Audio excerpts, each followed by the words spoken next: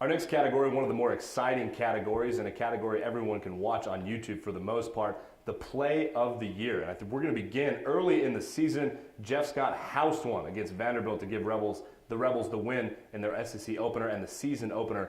2nd and 10 with the 25. Handoffs to Scott. He sweeps to the left to the 30, 35, down the sidelines to the 40, makes a move to the 45, the 50. He's to the 40. He could go. He's at the 25, the 20. They dive at him. They miss him. He's in the end zone. Touchdown. Ole Miss, and the Rebels have regained the lead. Do you guys remember watching that play? Remember where you were and what you were doing when you watched Jeff Scott take that outside and to the house? Just an unbelievable moment, honestly. For a minute there, it just seemed like we were on our heels and, everything was lost. And then, Jeff Scott, in one play, 75 yards, it's amazing what he did. It is incredible that you can hand the ball off and hit a home run like that. And that's just Jeff Scott's speed. We've seen it multiple times. Yeah, just personally, I was at the game in Nashville, and I was on the 20-yard line. So I was about where the Rebels started that drive, and just seeing the open field and just seeing him move on that play was just fantastic, and it will be remembered for years in Oxford.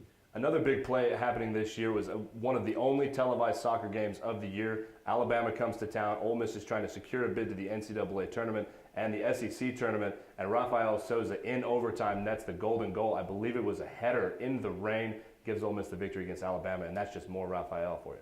Really, it really is. And she, like I said, she was the heart and soul of the Ole Miss women's soccer team this year.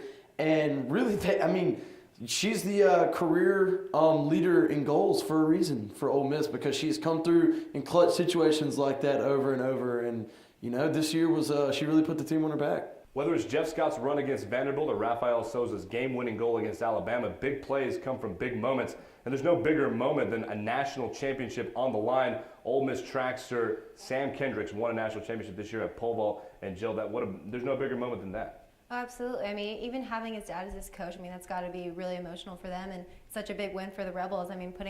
Putting us on top, Yeah, absolutely. Another big moment, obviously, for big plays is against your rival, and a buzzer beater tip-in. Kenyatta Jenkins beat State. Off to McFarland. McFarland drives. The lane's open, goes up. No putback. It's good with 0.8 of a second to go. Unbelievable performance there. Anytime you get a buzzer beater, that's got to be one of the nominees, right? Right, and it was kind of a metaphor for kind of how the season went, just really having to grind it out, throughout the whole year, and just for something to come down to, so close and so dramatic for Ole Miss, really, that kind of put the women's basketball season kind of into perspective, for me at least. Yeah, it was their first SEC victory of the season.